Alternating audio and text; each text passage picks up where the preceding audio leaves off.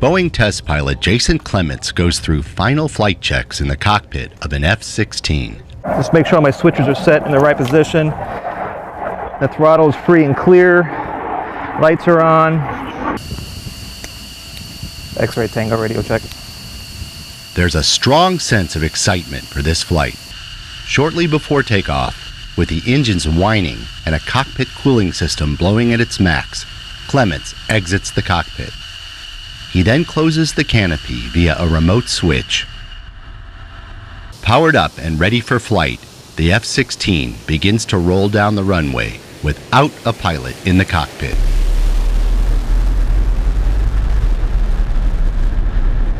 In a matter of seconds, the aircraft, with its burner lit, roars into the southern sky headed out over the Gulf of Mexico.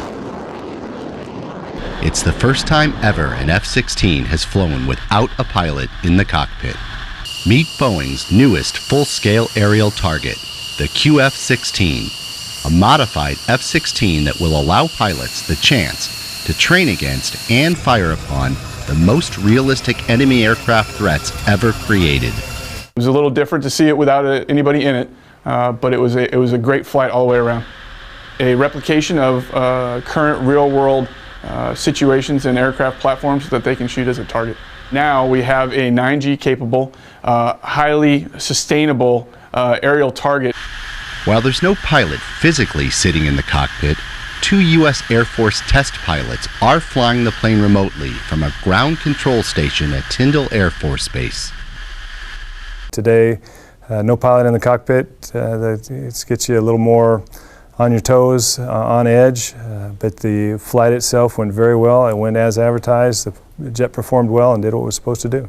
While in the air, the unmanned QF-16 reaches an altitude of 40,000 feet, a speed of Mach 1.47, and engages in aerial maneuvers such as a barrel roll while pulling more than 7 Gs.